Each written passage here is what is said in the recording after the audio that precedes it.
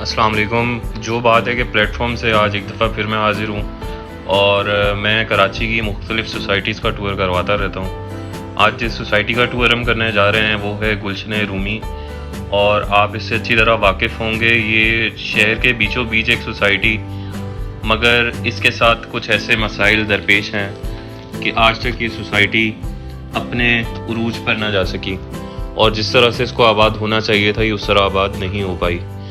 अच्छा, बात करते चलें गुलशन रूमी की। ये प्रोजेक्ट है हुमैर एसोसिएट्स का, जिनका स्कीम 33 में एक और प्रोजेक्ट भी है सच्चल सर मस्कट टाउन के नाम से। अब बात करते चलें यहाँ पर कैटेगरीज़ की, तो यहाँ पर जो कैटेगरीज़ मौजूद हैं वो हैं 120 गज़, 240 गज़, 400 गज़, 600 गज़, और इसके साथ साथ 1000 गज़ भी यहाँ पर कुछ प्लॉट पाए जाते हैं। इसके साथ साथ कमर्शियल के भी 100 और 200 गज़ के प्लॉट्स यहाँ पर मौजूद हैं। लेकिन इस सोसाइटी के साथ क्या मसाइल पेश आए? कुछ अरसे तक यहाँ पर मलीर कैंट के इश्यूज़ बने रहे। कुछ अरसे बाद यहाँ पर एविएशन ने अपना कुछ इश्यूज़ खड़े कर दिए, जिसके बायस ये सोसाइटी हमेशा से ही किसी न किसी कंट्रोवर्सी के अंदर घिरी रहती है। अभी भी इतने साल गुजरने के बाद आप देख सकते हैं सोसाइटी की क्या कंडीशन है।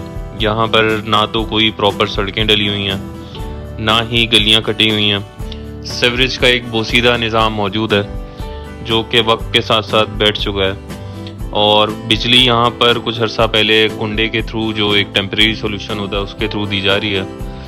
और गलियों की आप कंडीशन देख सकते हैं, कोई देखभाल नहीं है। यहाँ पर बुनियादी सहूलियात भी इस वक्त मौजूद नहीं है। पानी आपको खुद अरेंज करना होता है, टैंकर के थ्रू यहाँ पर सप्लाई होता है। गैस की कोई फ़िलहाल यहाँ पर चांसेस भी नहीं है, और बिजली जैसे मैंने आपको बताया दी गई है। अब इन हालात में रहना, लोग रह रहे हैं, घर भी बना रहे हैं, बाइंग सेलिंग भी हो रही है इसके अंदर।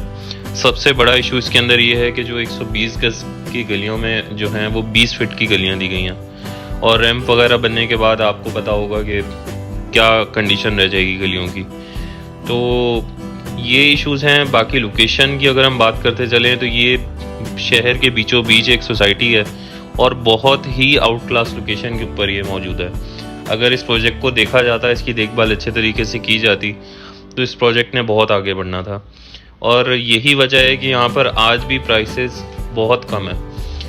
प्राइसेस की बात करते चलें तो यहाँ पर आज भी आपको 120 गज़ का प्लॉट 65 से 70 लाख के दरमियान मिल जाता है, जबकि शहर के अंदर इस रेट में प्लॉट मिलना आजकल नामुमकिन हो चुका है। इसकी लोकेशन है बिल्कुल एयरपोर्ट के साथ जैसे आप आते हैं, और ये रोड गुलिस्तान जौहर को भी टच करती है, और एक साइड से ये जिना एवेन्यू मलीर कैंट को भी टच करती है।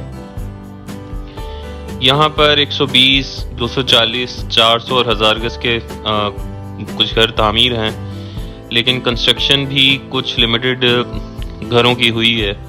और आप देख सकते हैं यहाँ पर अच्छे बड़े अपार्टमेंट्स भी आ रहे हैं। और एक और बात सोसाइटी के हवाले से मैं आपको बता दूं कि फ़िलहाल यहाँ पर नक्शे पास नहीं हो रहे हैं मलीर कैंट की तरफ से। तो जो भी कंस्ट्रक्शन आपको दिख रही होगी ये विदाउट मैप अप्रूवल है, और जाहिर है इनको बाद में फिर पेनल्टी वगैरह अदा करनी पड़ेगी।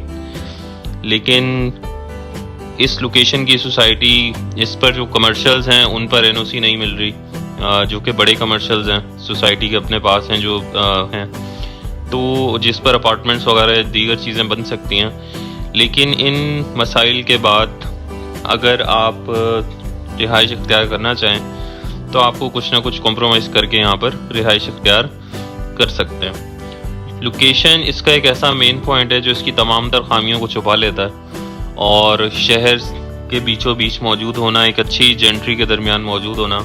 इसके आसपास काफ़ी अच्छे प्रोजेक्ट्स हैं जिसके अंदर अब अपार्टमेंट्स भी आ गए हैं। साइमा के अपार्टमेंट्स हैं, एक मेगा प्रोजेक्ट है उसके मॉल का, जिना एवेन्यू। इसके साथ साथ कमांडर हाइट्स है, और अगर हम बात करते चलें फलकनाज डायनेस्टी